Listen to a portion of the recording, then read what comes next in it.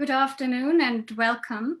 I say good afternoon. I also say good morning and good evening, depending on from where you're joining us from. My name is Monika Krause. I'm an associate professor of sociology at the LSE and also a co-director of LSE Human Rights. I'm very pleased to welcome you to the LSE and to this lecture entitled The Human in Human Rights, which is the first in a three-part lecture series delivered by Professor Craig Calhoun. It's a lecture series. It will also be available as a podcast a few days after our live events.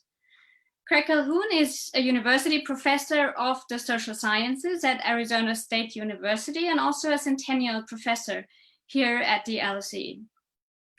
I'd venture to introduce Craig as the world's foremost scholar of social solidarity, a concern that has run through his work and is both a deeply analytical concern and a deeply ethical concern. He has written numerous books and articles, and his work has shaped people's understanding of social movements, nationalism, cosmopolitanism, humanitarianism, and democracy in many different countries.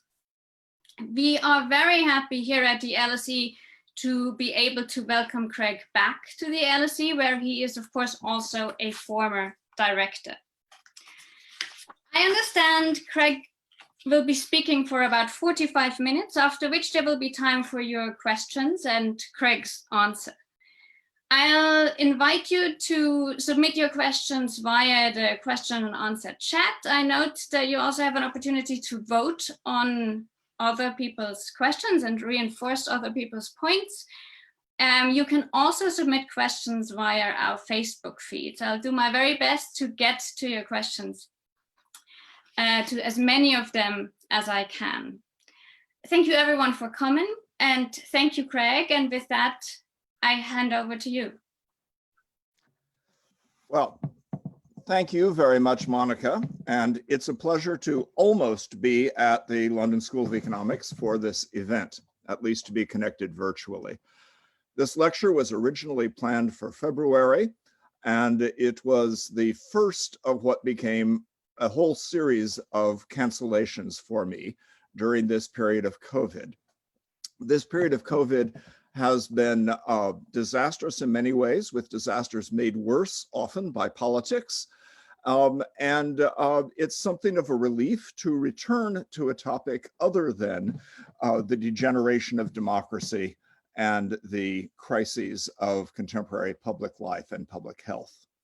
Not totally unconnected, but mostly. Let me now proceed, and with luck, succeed in sharing my screen. And I assume someone will tell me if that didn't work. I have to admit, I was not a Zoom user before COVID, but I think I'm not alone in that.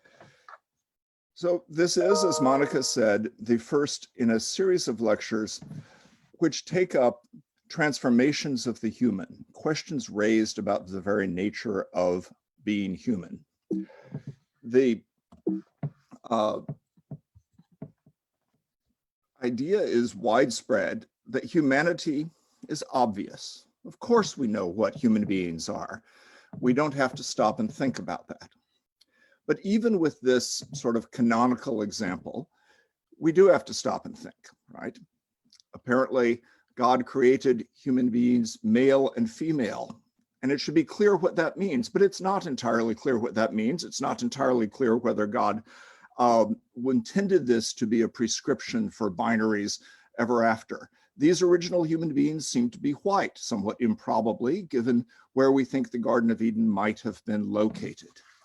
They are curiously social and communicative, even though they are pre-cultural, since the stories of the creation of culture follow from the expulsion of the Garden of Eden.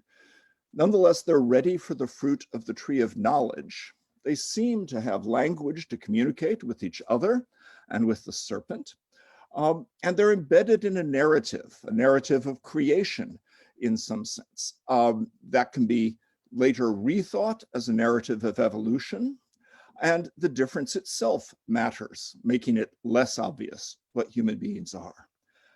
And this is some sort of start, not an advanced stage of that evolution. So the relationship between the human beings, their environment, the rest of nature is a question. So is what it means that they seem to be so young and healthy when not all of us are. The Universal Declaration of Human Rights in 1948, that in many ways ushered in our modern era of thinking about human rights, spends no time at all defining the human. It simply begins by declaring that recognition of the inherent dignity and equal and unalienable rights of all the members of the human family is the foundation of freedom, justice, and peace in the world. We're expected to know who's in that human family. And in fact, almost all of the discussion of the Universal Declaration and of the issue of human rights has been about how to extend or enforce rights, how to extend them by including everyone into the umbrella, under the umbrella of rights, but also how to make sure that they are in some way enforced, including by states that nominally agree to various international declarations and treaties. Some of the criticisms of the concept of rights bear on closely related issues, like whether the concept is too individualistic. But it's remarkable that most of the discussion hasn't really returned to the question of what it is to be human until very recently and under pressure of some significant changes. The UN today, and this is literally a quote from the current website, or a few days ago, says, human rights are rights inherent to all human beings, regardless of race, sex, nationality, ethnicity, language, religion, or any other status. Emphasis is on the all here, not the what. The human beings may look a bit different from each other, but we recognize them all as clearly human. This concept encompasses difference. But human's not a self-evident category. Understanding humanity as a set of equivalent individuals is historically distinctive, transcending kinship, religion, nationality, and the like, replacing webs of specific ties with equivalence among strangers, provide for universal rights, but they're innovations. They're a shift from a society of status and conflict. Status and conflict too. This is linked not only to ethical universalism, but as Agamben has put it, to a notion of bare life, to an ability to distinguish the minimal conditions of being human and the minimal conditions of being a life from all of the richer, more complex ways in which actual humans mostly live, in cultures, in social relations, in institutions, with a variety of capacities and assistance from others and from things they have enlisted. It's also a notion that is shaped by state administration. The point of view of ethical universalism can be the divine, the religious, but it is often the state administering populations of people that generates this idea of humanity as a set of equivalent individuals. This is a categorical construction in contrast to earlier formulations. It's a construct of universality. It places a priority on being human, as we just saw in the UN quote, ahead of everything else, ahead of race and nationality and gender and so forth. Human is common and it's prior. It's distinct from non-humans. And this way of thinking about it requires that some distinction from non-humans be made, because the only way in which we can say the human rights umbrella has extended over everyone is to know who counts, to have some sort of limit. We could say human rights and the rights of all sentient beings, and then try to extend the rights to all sentient beings. But this logic of sets, this logic of a category, requires some sort of perimeter, and we tend to make that as a distinction from non-humans. Now, this is all in contrast with various other vocabularies of inclusion. Within the Christian religious tradition and some others, a language of brotherhood, fraternité, made less sexist by saying solidarity, is a language of inclusion, but it's a language of inclusion based on connections.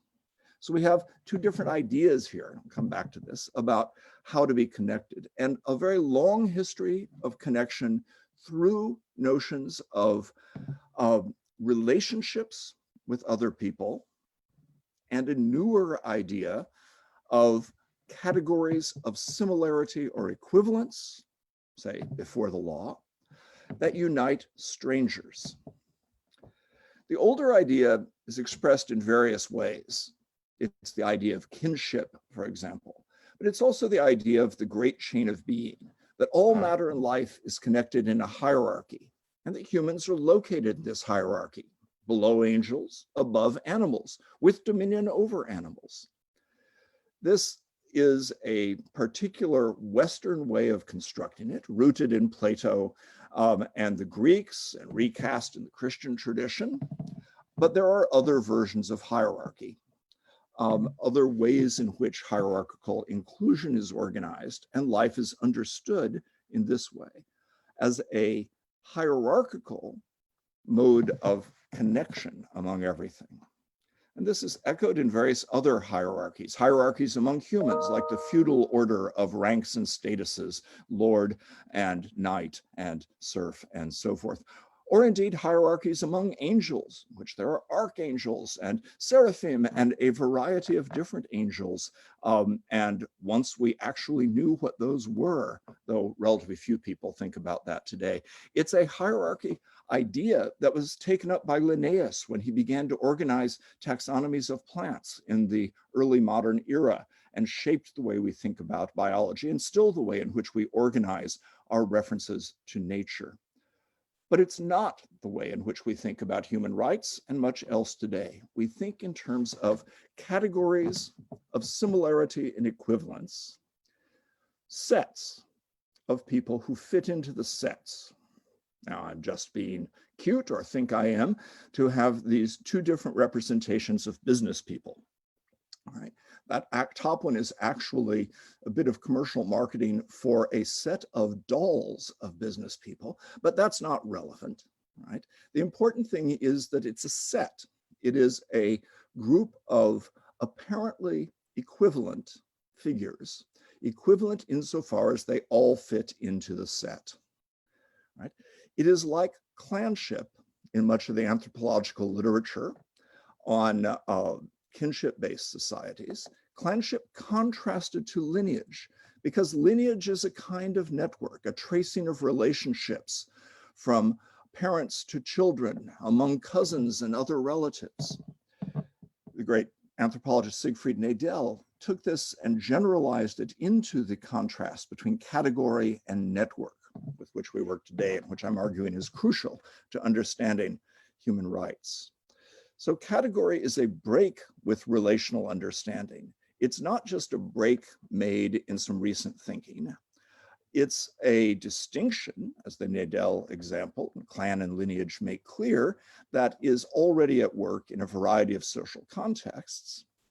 But the axial age religions place a new premium on categorical understandings, and modernity further reinforces that premium. We have a whole pervasive set of categories that we talk about: race and gender and class, paradigmatically, nation, right? Citizens are a category of people equal before the law. Immigrants, a category of people who are in a particular relationship to the state, but usually not citizens, right? When we speak of the 1%, we speak of a category of people by virtue of their wealth or income, not of specific relationships among them or to us. Most of the demographic background variables of social science address these kind of categories. We ask things like, is the relationship between income and schooling the same if we control for race or gender, right? This sometimes masks relationality.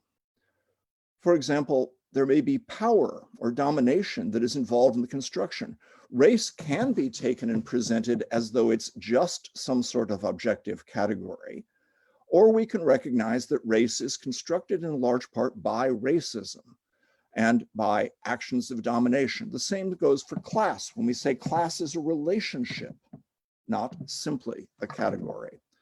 But these are questions and contentions about these pervasive categories. It remains the case that we think often in terms of categories, including the category of humans. It's a challenge to try to retain a relational perspective or to bring one back, one that a variety of social scientists have taken up, including this is one of the few things that joins Bruno Latour and Pierre Bourdieu, who, as some of you will know, were not best friends, but shared an effort to develop a relational approach to social science. Human rights and humanitarianism are interestingly positioned in relationship to this, dominated by the emergence of a categorical logic. They share a great deal of roots, I should say, and we can speak together of the tradition behind human rights and humanitarianism, although we always have to keep in mind the ways in which they diverged in the 20th century as they became different approaches to action in the world. And in particular, as the distinction grew between intervening for human rights and witnessing human suffering in humanitarianism. The Lisbon earthquake of 1755 was at this point of transition. Right? It was a disaster. There was response to the emergency. Britain was particularly involved in the response to the emergency because of a connection, because of its port trade and textile trade with Portugal. Right? And so Britain was among the first to send international assistance, although communications being what they were then, that took quite a while afterwards. Yet at the same time, this wasn't the modern understanding of a simple accident, right? Or an emergency caused by human action. It was in a complicated relationship to the divine, as the angels in the picture set out.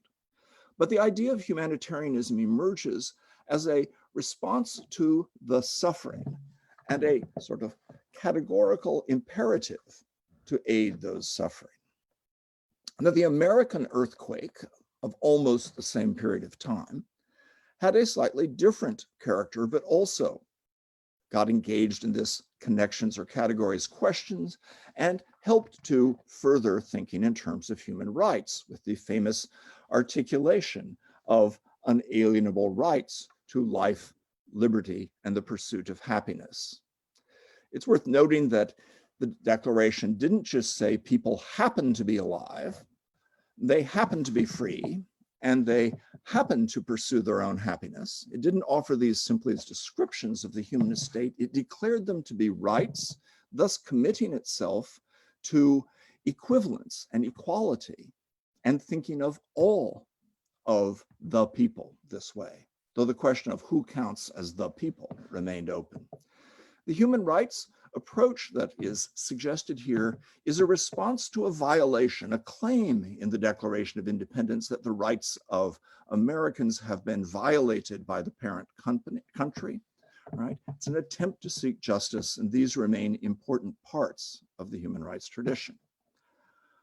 But it's very important that the human rights be articulated as pre-political. Clearly, they are embedded in a politically fraught terrain of international relations, governance, and governance failures. The Declaration of Independence is a political document, to be sure, but it is claiming that it is a pre-political fact that our Creator has endowed us with these inalienable rights, which are the basis for the political act of declaring independence.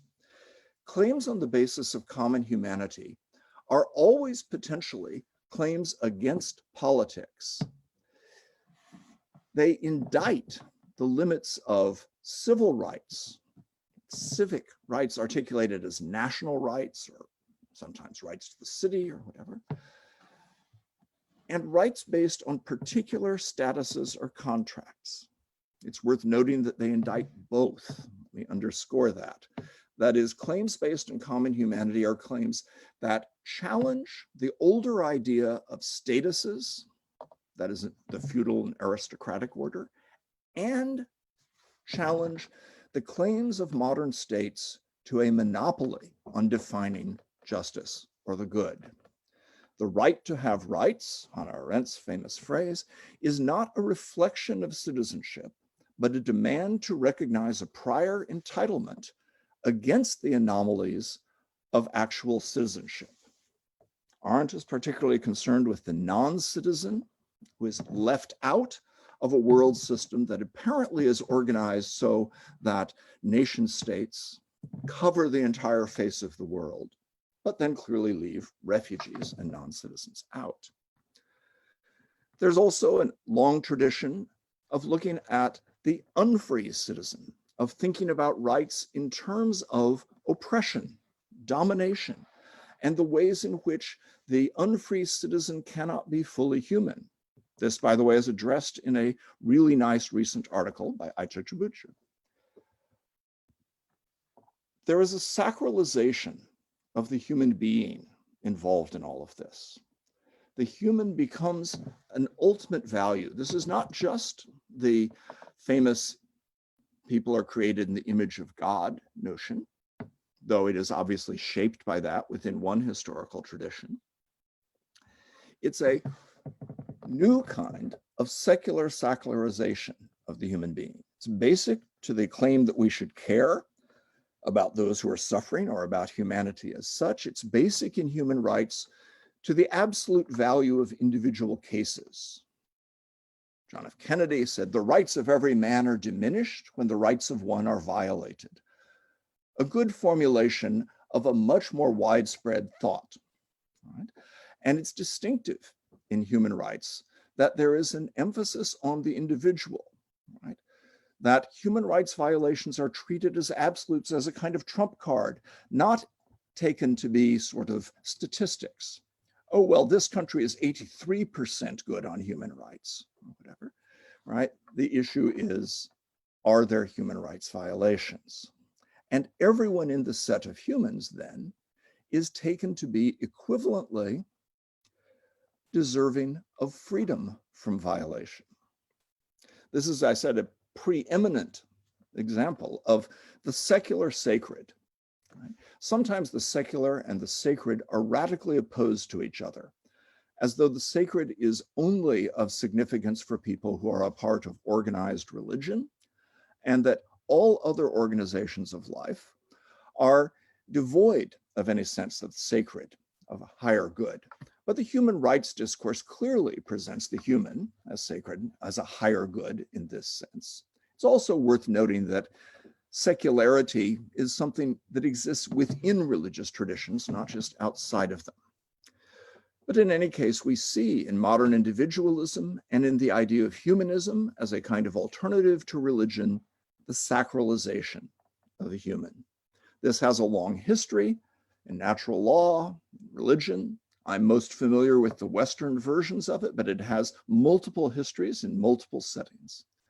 And my focus right now is on how it faces new challenges today that have implications for human rights and for much else. But let me go back to the 16th century.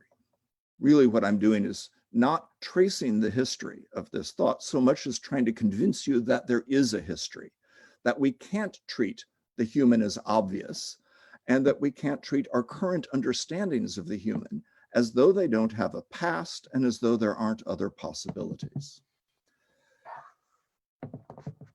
Spanish conquest of parts of the so-called New World raised basic questions. It introduced Europeans to new diversity. Europeans knew diversity, right? The Crusades had happened, there were diversities within Europe and so forth. The Roman Empire had diversity. This was a particularly challenging one for Catholic thinkers because neither the Greek historians nor the church had known of these New World indigenous peoples. And so a question came to be, right? Are they people in all senses? Are they human? If human, are they a lesser kind of human? And in fact, Aristotle's idea of natural slavery gets adduced to say, well, they are lesser humans and they should be slaves. The Pope, influenced by Bartolomeo de las Casas, declares that the natives of the New World have reason and souls, and therefore must be treated as human. The Spanish king calls for advice from his theologians, and in Valladolid there is a formal disputation, the kind of old scholastic disputation, with the two central characters of Las Casas and Sepulveda, right? Two major figures in emerging thought, both humanists in the theological Renaissance sense, right? But arguing different cases. Now, it's worth noting, as I say at the bottom, neither side wins. Neither side argues the case, just let the people of the New World be, right? Both assume that it's necessary for the Spanish state to have a position and take action in relationship to them. The question is, what action? Las Casas says these are people who are free in nature, innocent, therefore must be treated as innocent under international law, which already by this time has a clear notion of the obligation of everyone to provide care for the innocent. And if they are to be converted to Christianity, which is surely a good thing, it should be by reason. Sepulveda says, these are anti-human perpetrators of sacrifice.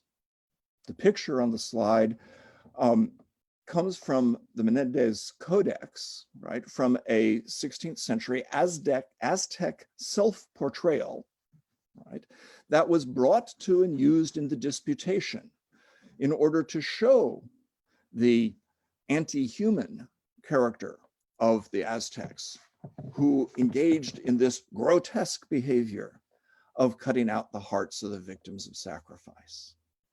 This, Sepulveda said, showed that they were not innocent natural beings, right? They were inferior beings, natural slaves, and conversion should proceed by violence, and indeed government should proceed by violence. Well, what happens is that both missionary activity and murder coexist in the treatment of the indigenous peoples of the New World. And they do partly because of this theological grounding, but partly because political domination and economic exploitation are also joined in sealing their fate.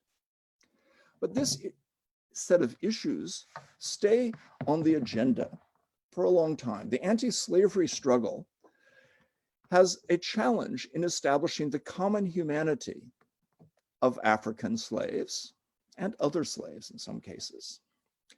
But particularly with regard to African slaves, something of the logic of the lesser being, natural slave, persists.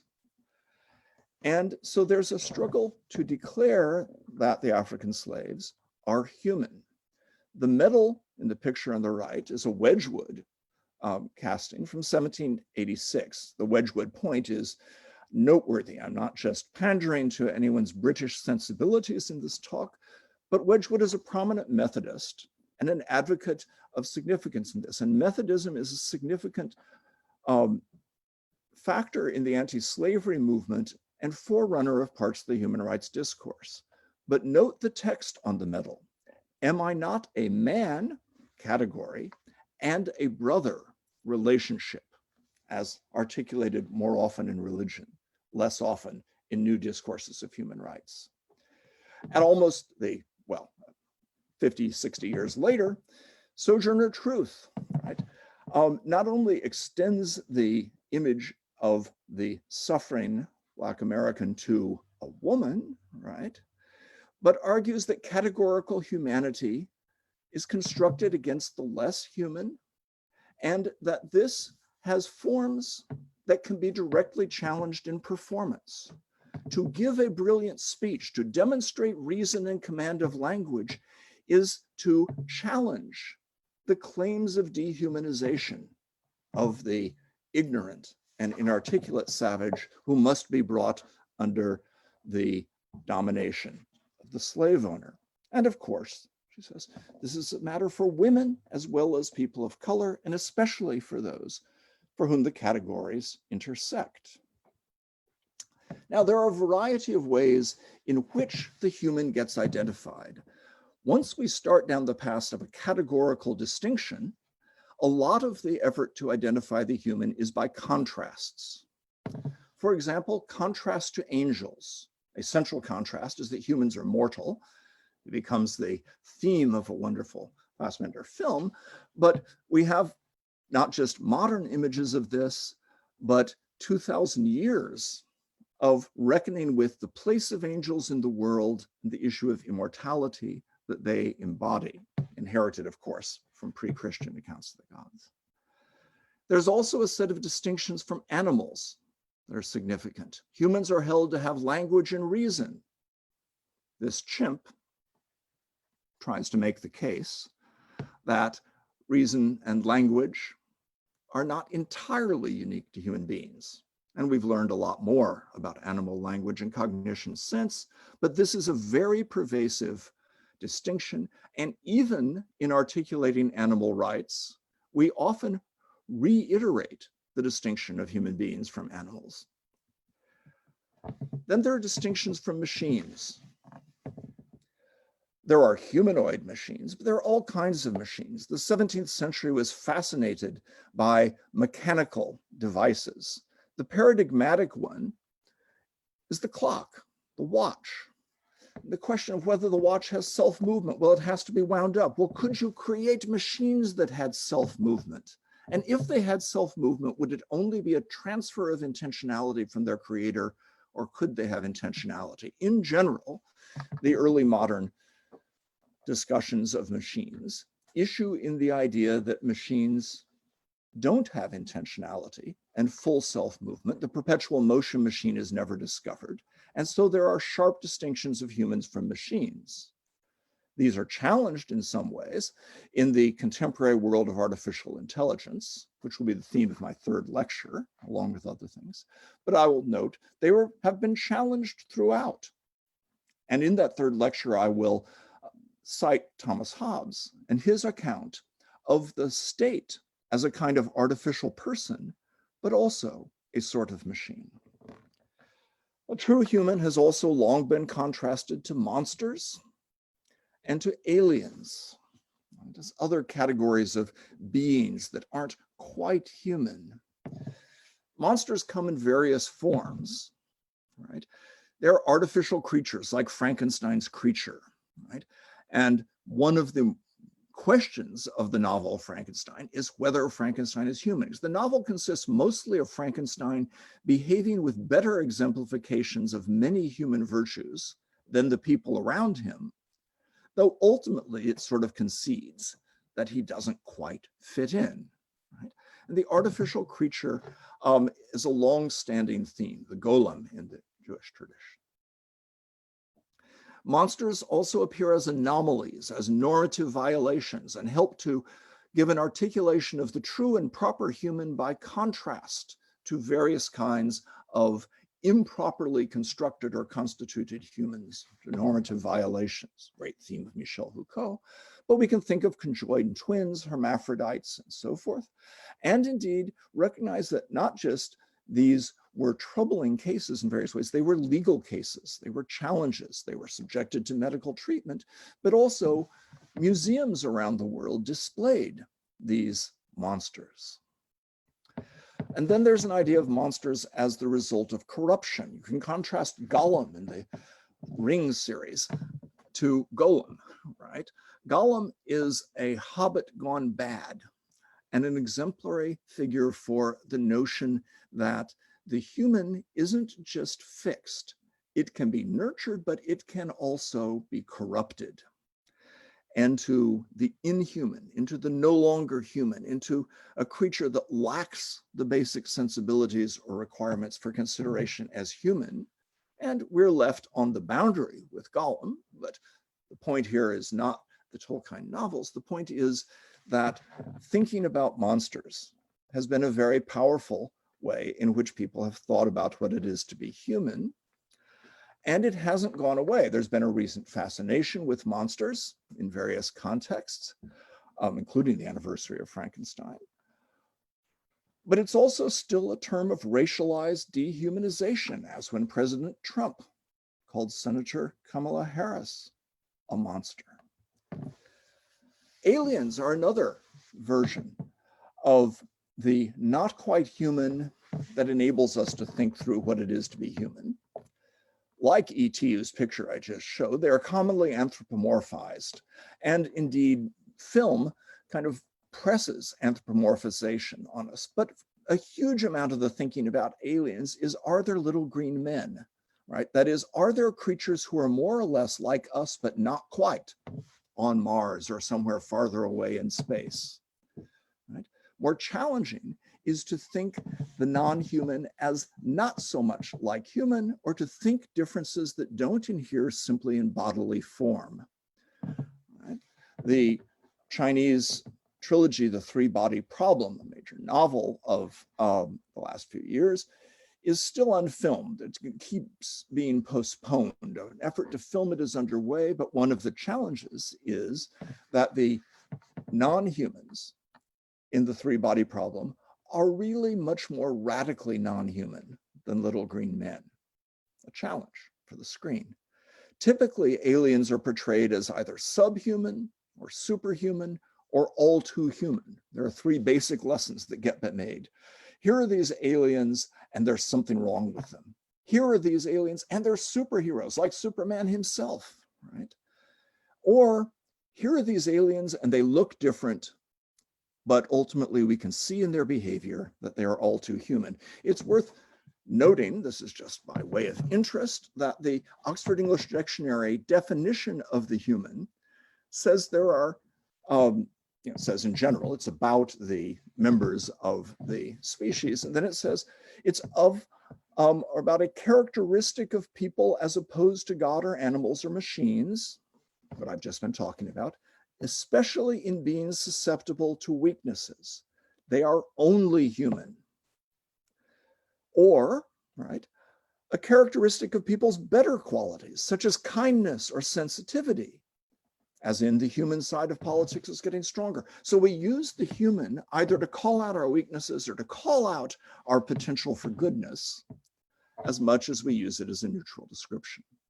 Well, all of these contrasts are weakening, and that's, in a way, a challenge for us.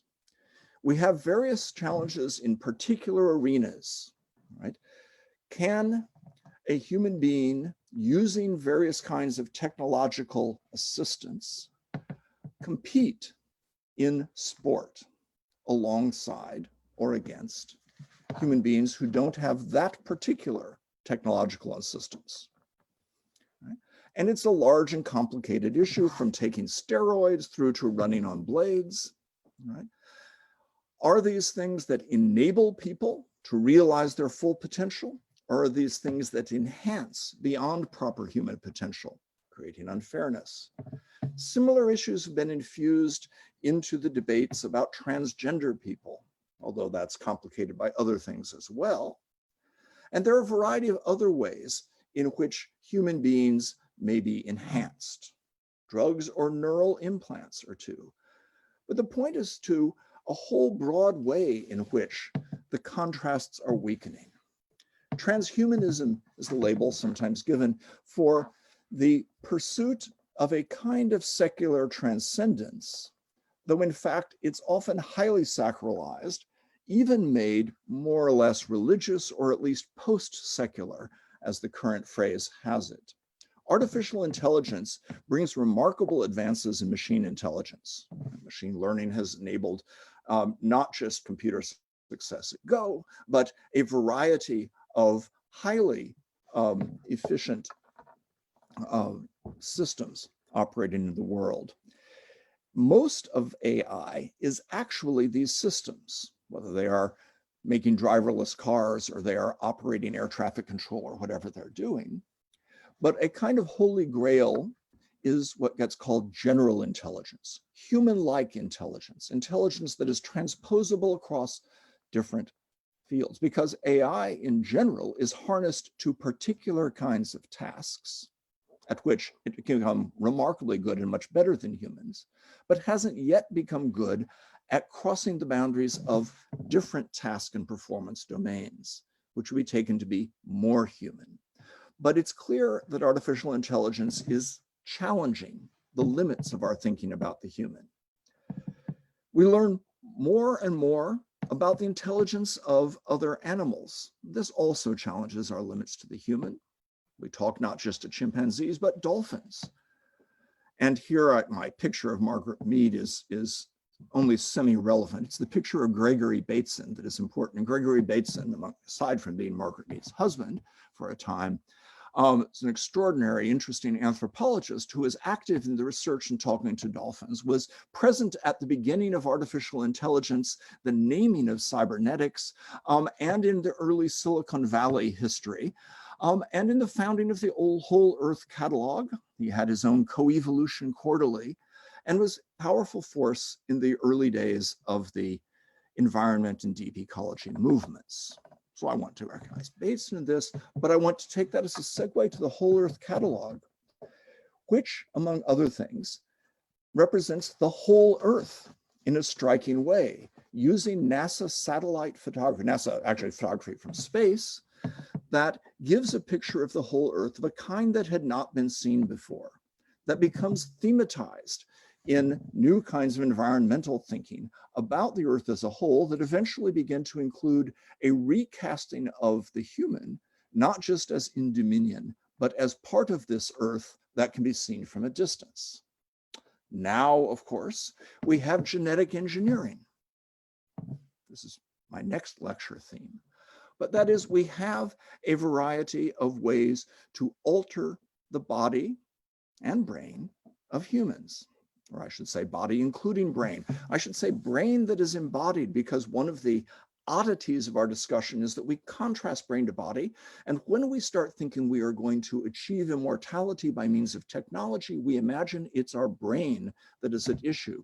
People get themselves frozen at high cost in order that their brains may be sliced and treated as sources of information to be uploaded into new future sophisticated computational equipment so that they can live forever, in which they imagine themselves, the human, to be all in the head, as it were, rather than in a distributed nervous system and in a set of relationships between the body and the outside of the world. And we could go further with that theme into the world of biomics and the discoveries of the huge amounts of genetic content in our bodies, that is, microbial organisms and otherwise not what we think of as human, maybe not even what we think of as us, though it is perhaps the majority of what is us in another sense at any one moment.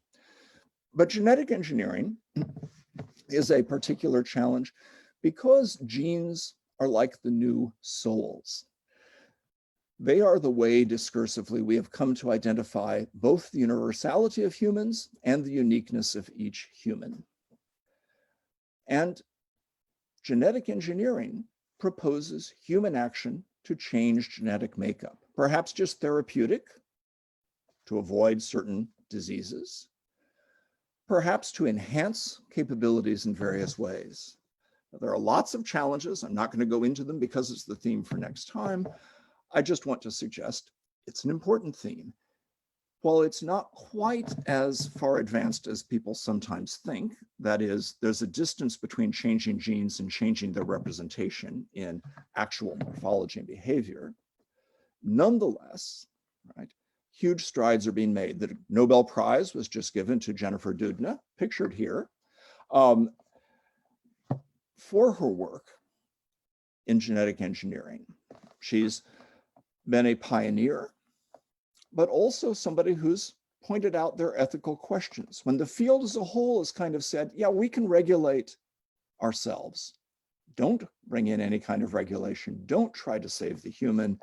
Don't ask hard questions like, do parents own their children and on that basis have an entitlement to have them genetically altered? She said, we have to ask those questions. And indeed we do. So in closing, right, all this reminds us that the claims of common humanity are embedded in complex relations of many kinds, including economic relations. Artificial intelligence and gene editing are not just science in the sense of some neutral and abstract pursuit of truth. They are big business with big money behind them and various relationships to national governments entwining politics and economics. Human rights appeals must address corporations as well as states. And we have to ask, following Hobbes, whether corporations and states are really machines and how human-like those machines are. But that will be the theme for my third lecture. How will human rights deal with the destabilization of the category of human? That's the core question I've wanted to put on the table today. I can't answer it completely, but it's a basic question for us to think about and discuss. Will encompassing a new range of differences and fuzzy cases fit within a categorical logic? We've lived with monsters and aliens and a variety of other border creatures for a long time. Will we have too many border creatures for the categorical notion of the human to be sustainable? Or will there be new versions of a logic of connections, a shift away from categorical logic to greater emphasis on the ways we are connected to each other and indeed to the rest of existence? Thank you.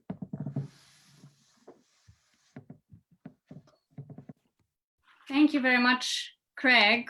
One of the things we're missing these days are rounds of applause, which I'd invite us all to imagine a round of applause. And a round of applause is to give thanks to the speaker and recognition for the speaker. It also affirms the community of those who've been listening. It also gives people a chance to gather their thoughts and asks questions. So here's my pause for the round of applause, and we look forward to discussing the issues you raised with you.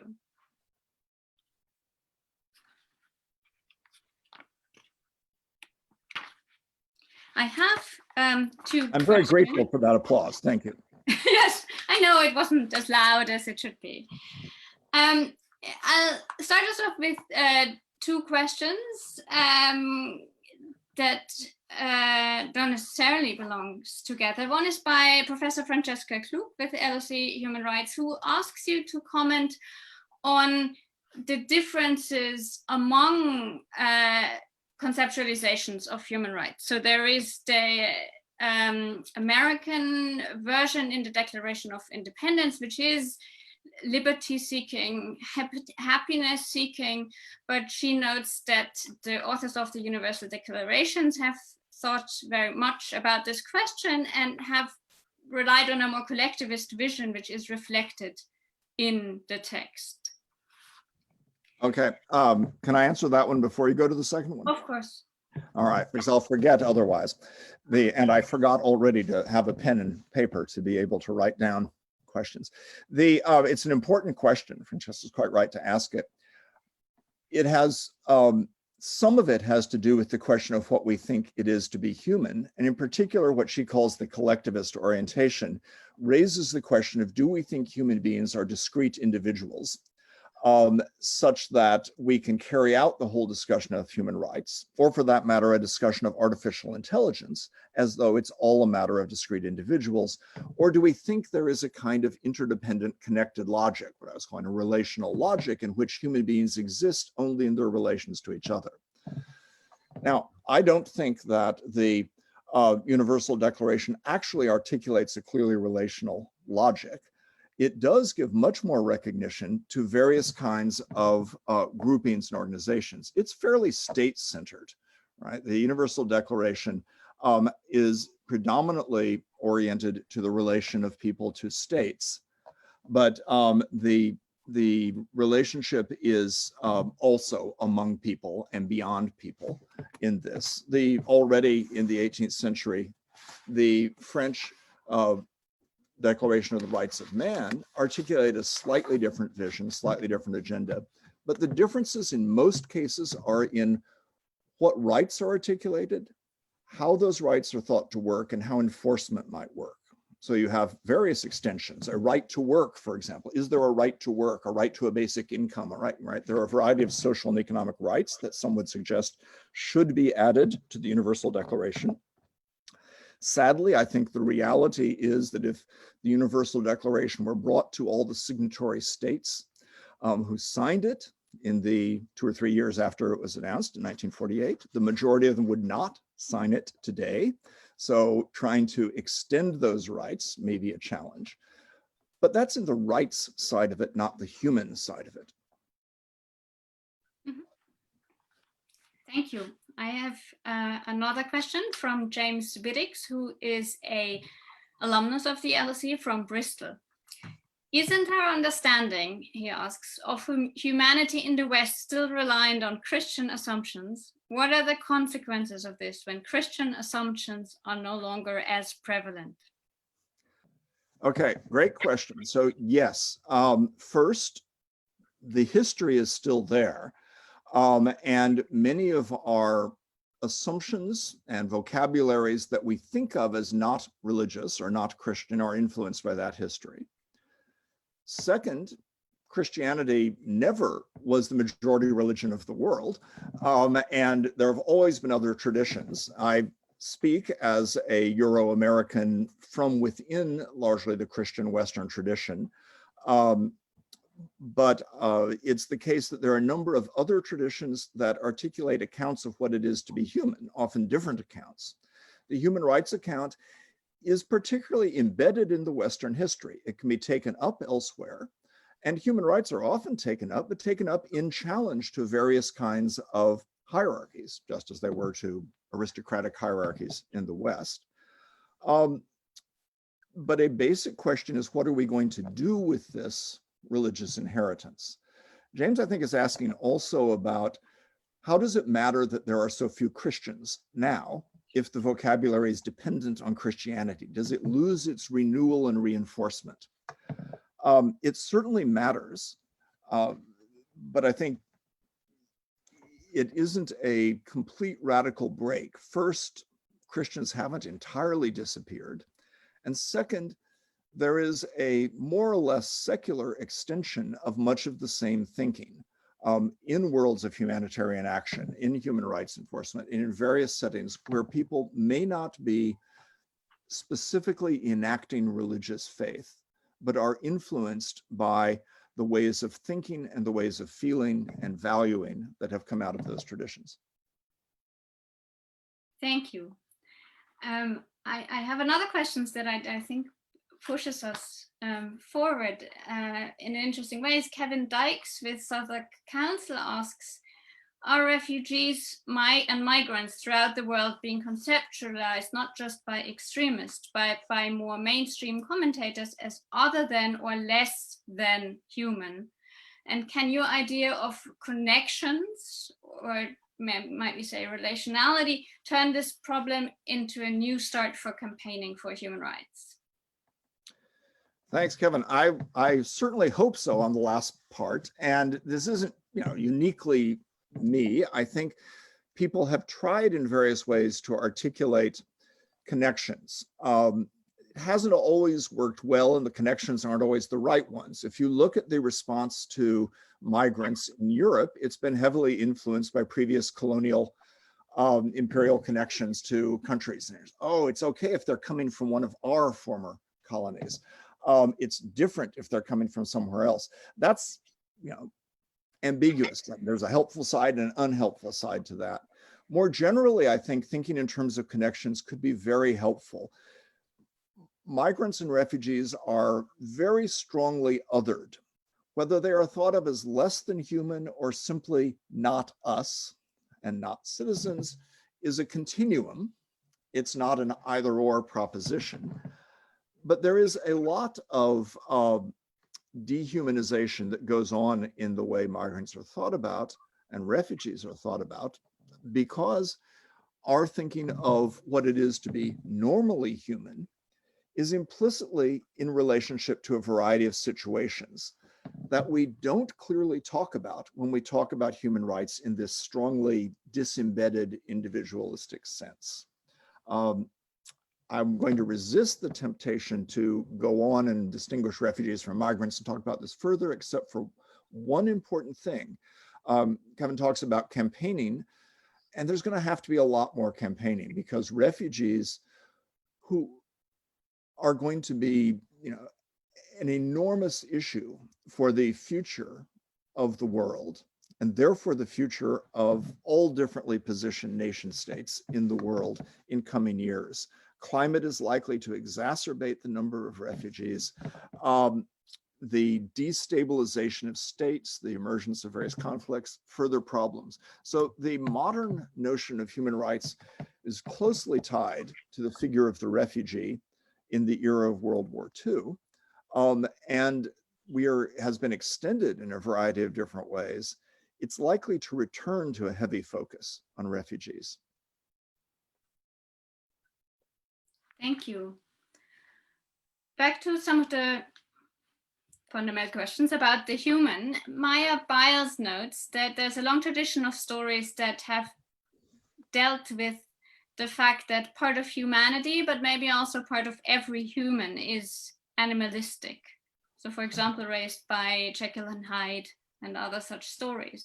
How does that history impact our understanding of what a human being is, and what might be the problems with this theological, mythical basis for human rights?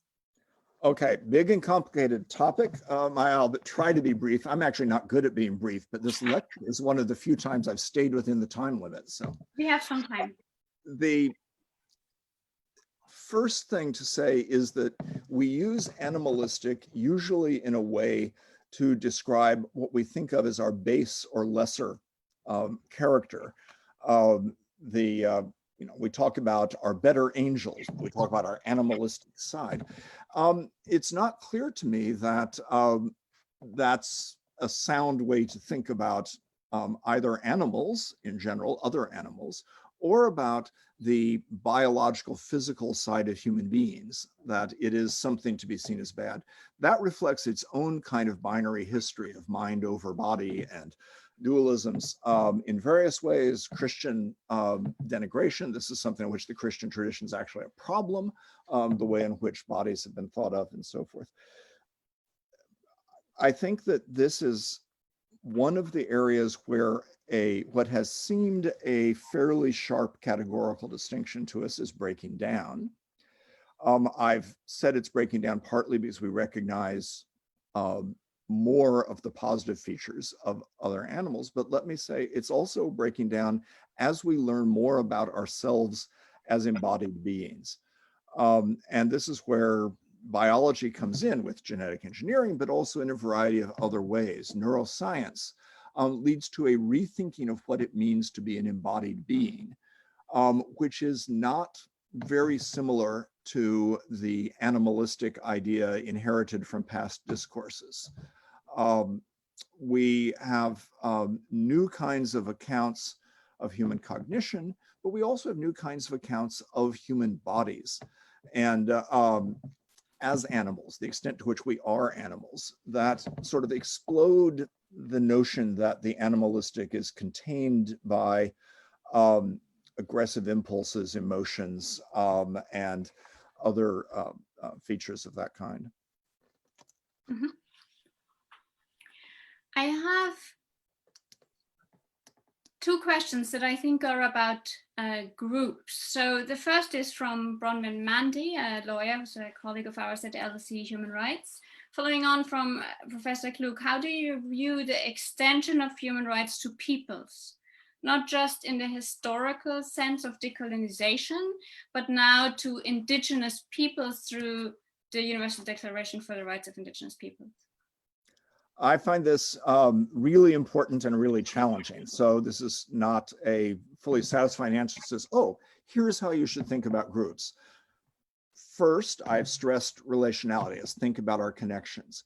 Second, groups are one of the ways in which this comes. I'm not a believer in the idea that you can dispense with the notion of groups and just talk about individuals and their connections. I think it is too meaningful that these are organized in various kinds of groupings. From families to nation states, and so forth. In the context of indigenous peoples, there is a great deal of discussion of group versus individual rights. And it's very important, and it doesn't seem to me to have reached a clear closure where we want to say, oh, let's go completely one way or the other. Rather, it identifies a tension that we need to think about and be articulate about. To deny any kind of significant collective identity to a First Nation and Indigenous people would seem to be a violence against their continued existence and against their rights. It's hard to articulate that entirely in terms of the individuals, and that's why there's a discussion of group rights. At the same time, simply speaking in terms of the rights of the whole is to affirm the particular way in which the whole is constructed. And it often comes with the baggage that there are certain spokespeople for the whole. So are you affirming the rights of old men in the indigenous community to speak for young women and so forth and so on? There are reasons why the more individualistic, if not always categorical, notion of human rights needs to still be a part of the discussion, though maybe not the whole of the vocabulary. I think there's some overlap, but I will ask you to maybe expand on this in response to a question from Anya Ekbo, who asks, how do you link the challenge that on the one hand we want to see the human as relational and recognize that racism occurs through power and oppression, but then we're also hearing and want to respond to specific demands from groups within the transgender community, Black Lives Matter, women's movement, indigenous groups, and so on, who ask for change in the system in the name of specific groups. Okay, have to extend this to a series of 4 lectures because that's a whole topic in itself, one of which I've worked a lot. First thing to say is that the meaning of group is highly variable in this discussion, and I can't pin it down entirely, but sometimes we mean a legally defined group. Sometimes we mean a pretty defined, though not legally recognized group. Sometimes we mean more a network or a movement, right? So these would have different significance for trying to take groups seriously. And in many cases, it would be a problem to ascribe complete internal uniformity. There is a tendency for these kinds of discussions of different, call them identity groups, to fall back into a categorical logic, right? Transgender people, they're all the same. Black people, they're all the same. Women, they're all the same. The discourse of intersectionality has tried to deal with some of this, right? There are Black women, there are white women, there are Asian women, there are British women, you know, but that's only one of the issues. The other issue is that there are simply innumerable kinds of difference within and cross-cutting these various categories, right? So people who are in a category like homosexual may be rich or poor, right? They may be documented or undocumented immigrants or citizens, and so forth and so on. So we need to be careful when in the effort to recognize the importance of any one of these identities, we imagine it too separate from the rest of them. So that's a first point. But beyond that, I think there are groupings. I'm actually borrowing that particular idea from Nadel, the anthropologist, as well, that who says, well, we need a word that isn't quite as fixed as group to talk about this. So there are groupings that are potential corporately organized, highly solidarity groups. So they are potential nations like First Nations. They could be organized that way. And there are others that are not imaginably organized that way. They are always going to be dimensions of what's going on in life, but they are not appellants for a kind of separate autonomous status. So I think there are a bunch of different issues in this. As we seek a more just world, we're seeking combinations of rights, of abilities to be able to express one's own understanding of oneself and to build viable relations with others. I have deferred until my plan for the next lecture a concept that's relevant here, though, even going back to the Christian tradition. We often think of human beings as having essential defining characteristics and think of these as fixed. So they might be souls or they might be genes. And then we start saying, well, gene editing, that would challenge it. But it's also the case that the discourse of what is human is a discourse of potential, in which part of what we understand makes an infant human is the potential for growth and learning and development and acquiring new skills and new tastes. That potential is also a potential for self-definition. And so one of the core underpinnings of a notion of human rights would be the right to self-definition, that you can decide for yourself who you are. Now, nobody decides for themselves completely who they are. They're born speaking certain languages. They're born into certain contexts. They are shaped by all that is around them. And I'm mostly on the side of wanting to remind us that we are not quite as autonomous as individuals as we sometimes imagine.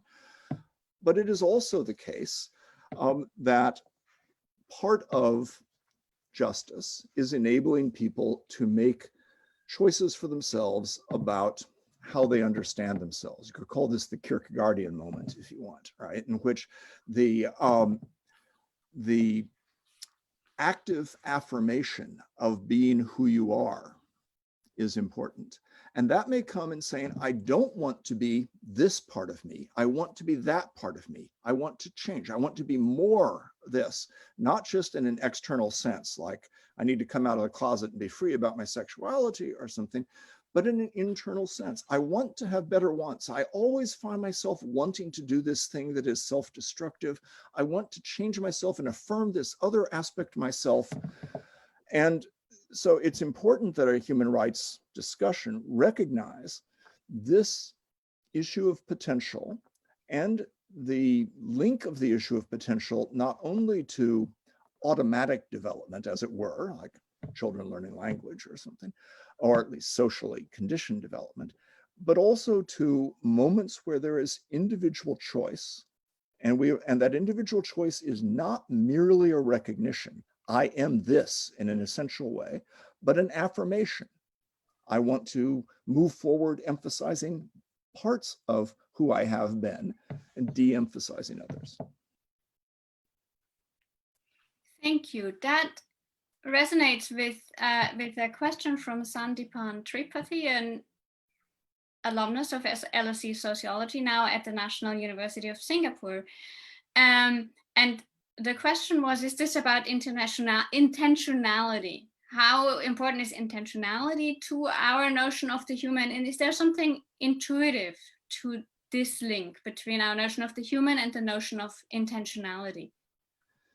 Intentionality is often taken up as one of the definitions of inhuman. I touched on it like in one word, and it planned attention more in the third lecture. So it's very important.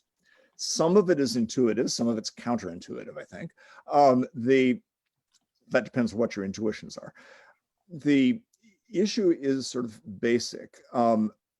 Will formation, volition, intentionality, label a cluster of attributes that are very important for human beings and for who we think we are.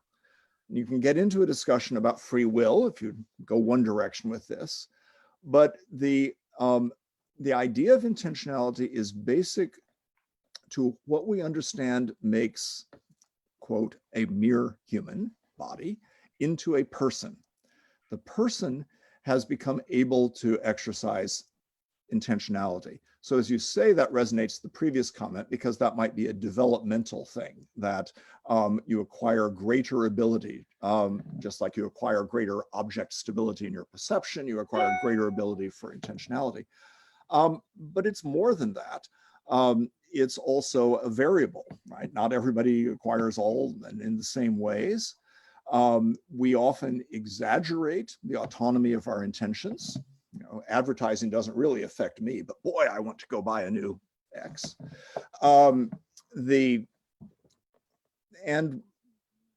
There are various different analytic traditions. I mean, there's a big theme for Husserl in the phenomenological tradition, to try to think through intentionality and the way in which our relations to the world are always intentional. But it's a theme in analytic philosophy and in other ways too, to come to terms with this attribute of human beings,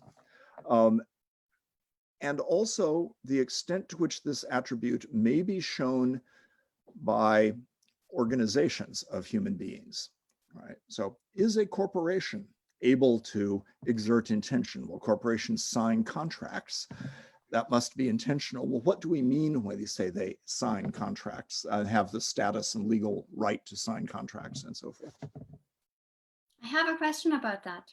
Okay. So Anthony from London notes that in your non-human category, you mention corporations. So can you comment on, is it 21C, Citizen United, where the Supreme Court granted rights to corporations with no apparent responsibility, unlike humans who can go to jail? Well, this is a disastrous ruling by the Supreme Court. But I'm not a constitutional scholar or a lawyer, so I won't get into all of the internal parts of it. There are three basic ways in which the status of being a corporation gets recognized. You can say corporations are merely matters of contract. I mean, if you and I and somebody else want to get together and start a corporation, we sign a contract effectively with each other about establishing its capital and its procedures and so forth. So one understanding of a corporation is a mere creature of contract. A second understanding of a corporation is a delegation of authority from the state. So a chartered corporation in the British sense, with their American analogs and all this, state recognizes the corporations and you incorporate in relation to state law someplace. And there are slightly different rules, as you will know better than I. The structure is somewhat different in Germany than it is in the Anglo-Saxon world. It's different in small ways between the US and America, but they issue in things like an interesting language difference. Having lived in both countries a lot of my life, I'm fascinated by small language differences. And one of them is, in American English, you almost never use the plural to refer to a corporation. In British English, you often do. You say, Unilever have decided to do such and such. Whereas we in the US would hardly ever say the same thing. We would always say has. Now, that reflects a more serious underlying issue about how tightly corporate and integrated we think corporations are. And the third notion of what a corporation is that the corporation is an artificial person. Now, this is exactly like Hobbes' notion of the state. And it's an influence in the Citizens United decision, which is a decision that corporations have rights, that they have civil rights under the US Constitution, including the right to free speech in particular, as articulated in the Bill of Rights, and that therefore there can't be restrictions on their engagements in political campaigns. Part of what's disastrous about it is that it so undermines the distinction of the corporation from the human being. The question points to one of those differences around accountability, but there are a variety of others. I mean, corporations, live forever potentially. Now, you can legally execute a corporation. You could dissolve one. But it's also the case that if you think of a lawsuit between an individual and a corporation, the corporation can stall forever. And the individual can't. The individual gets old and runs out of time. So if you suffered from asbestosis and you want to sue the Manville Corporation, the Manville Corporation can, and in fact did for decades, just stall and wait for people to die. And so there's an asymmetry between a corporate person and an individual person. There are a bunch of different issues in this, and I better stop because I'll get excited and go on because I find it a fascinating theme. But the history of corporations, as I said, Hobbes includes the history of states, the king's two bodies, what's going on. It includes an element of religious history, and I think our half forgotten, three-quarters forgotten religious history keeps influencing us, in which bishops were understood as corporations' soul. So a little bit like there's the king as a physical person and the king as the embodiment of kingship. Bishops were the owners of church property, are still in canon law in general, the owners of church property in a certain way. They're a kind of corporation, but not just as their private person. So there's a private public issue that is at work in the way we should think about this.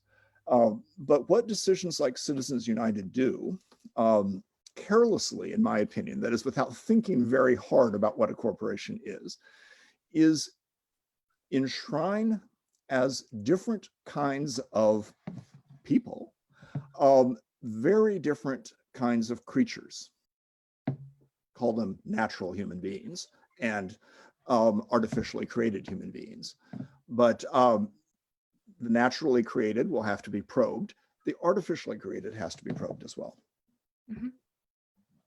I have a question from Aisha Chubuchku, also a co-director of LSE Human Rights. She asks, to the extent that the idea of humanity masks, as you suggest, power relations and inequalities, what are the risks of mobilizing it as the ground of global politics? Well, you and Aisha must know this better than I do, working constantly in the human rights arena, but there are big risks and big powers, and big risks and big powers tend to go together. So avoiding speaking of the human, I think, is too disempowering to contemplate, which is why the project of trying to figure out how we could think better about the human seems important.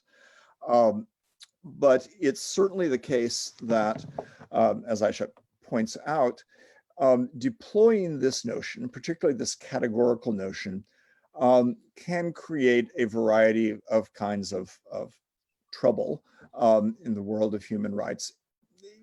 Some of that is sort of attitudinal or perceptual. It leads us to imagine more sameness than there is in the subjects, the people who are there. Some of it is political. It's part of what's at issue with the rejection of human rights understandings by some regimes in the world. There's a lot of self-interest in that too. Much of it, to cut a long story short, is what it makes us not think about. For example, capitalism.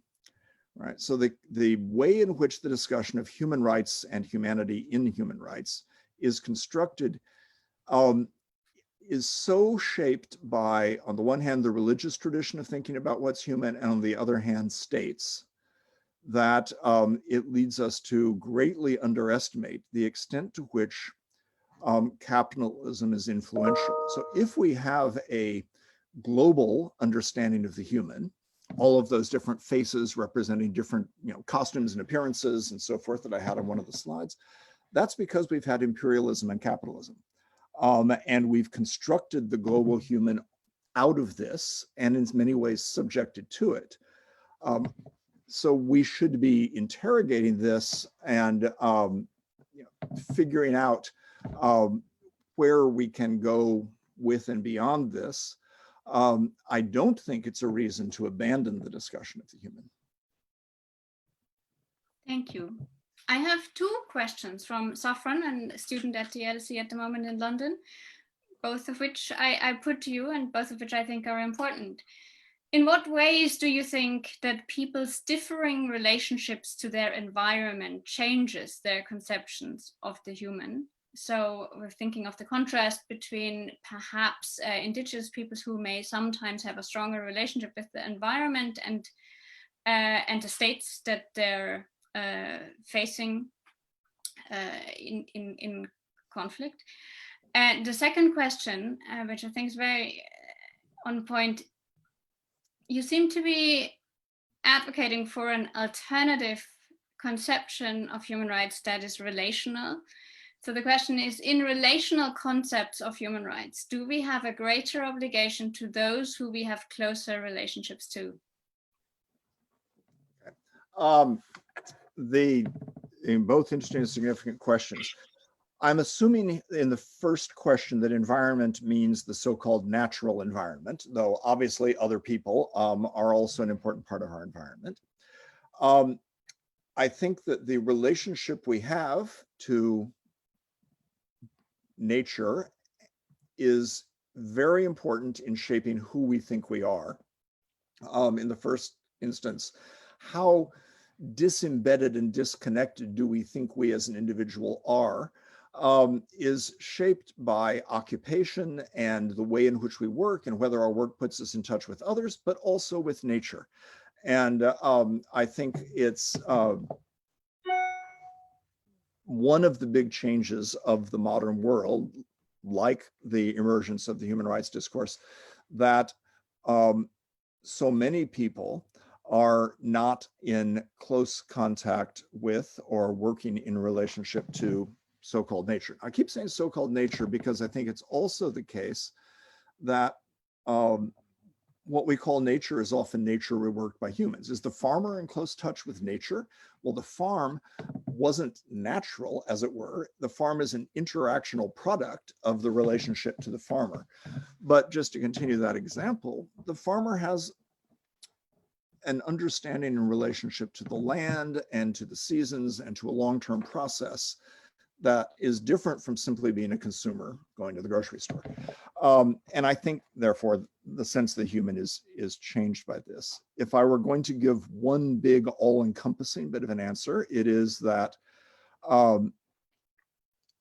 we can have more or less of an understanding of ourselves as part of a web of relations. If we can try to limit the relations to other humans, but I think relationality immediately opens up a broader ecological understanding that there are other relations to, though nature is a skewed representation of the other relations in a way. And the relationship finally isn't to nature in general, which is as artificially constructed as humans in general. It's to nature in particular experience. That's why I talked about work. Like, are you working on a farm? It's to place. And one of the things that is a challenge for us to introduce into the kinds of logics of thinking about the whole world we have now is the importance of place, of relations to physical place. We become more and more aware of the transcending of place with large-scale integration and markets and communications technologies. And look, here we are having a discussion which is in no place on the web, and yet place is still extremely important in people's lives and their understandings of who they are and so forth. So this absolutely has to be on the agenda. Now, the other question, yes, absolutely. I think that we owe special obligations to people that we're close to, but I think this is very tricky and we have to be careful. I think if every parent decided that they had obligations only to children in general and not their own, this would be a recipe for a lot of problems in the world. So I don't think that we can go to a kind of radical abstract universalism. We need to have a way of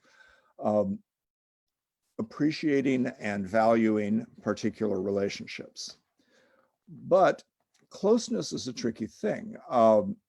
Adam Smith famously articulated the notion that if there were an earthquake in China and thousands of people died, he might feel bad about this for a day. But if he hurt his finger, that would dominate his consciousness, right? Beyond this. And that we are all, in Smith's sense, in concentric circles in which we pay more attention to the closer circle and less attention as it goes out. I don't think that's quite right. And as somebody who's been more involved in thinking about humanitarianism than human rights, I particularly note the extent to which people respond to the idea that they have moral relationships, perhaps obligations, to people who are strangers, who are at a distance from them. And that, I think, needs to stay a part of our thinking. We can't just go to this concentric circles idea alone. We have to recognize a more complex problem about what relations we recognize. I want to say one more thing about this, which may or may not have been implied by the question, which is that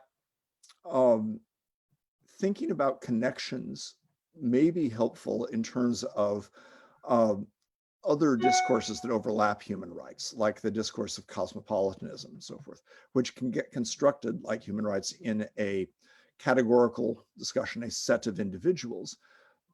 And that's part of what obscures our recognition of capitalism, of colonialism, of trade relations, of all of the ways we are connected in the world, each of which may be dominating or asymmetrical or exploitative, or in fact, good and mutually assisting and positive. And so there are reasons to keep the categorical understandings, particularly where law is involved. But there are reasons to complement it with much more relational understanding. And we could think about how discussions like that of reparations would be changed by this. One of the problems that discussions of reparations get into is the idea of, why do I, a 21st century person, owe any kind of reparations for the actions of 19th century or 18th century people, even if they were my ancestors, whatever. I'm a categorical individual who didn't do that bad thing. And people say, oh, well, maybe you're still benefiting from it. But the relational constructions of this, I think, help us to move past that notion of complete non-involvement. I think that is at the point where we will end, because we've almost run out of time. I want to thank Craig again very much for this very stimulating talk. I want to thank everyone in the audience for joining, for listening, for all your questions and comments. I'm sorry I couldn't use all of them in the conversation, but I hope at least on some of the pages there's a record of the conversations. And we very much look forward to continuing this conversation, because it is part of a series. So there will be 2 more lectures over the course of planned currently the year 2021 in perhaps new and better times. So thank you very much, everyone who joined, and thank you, Craig, very much. Thank you, everyone.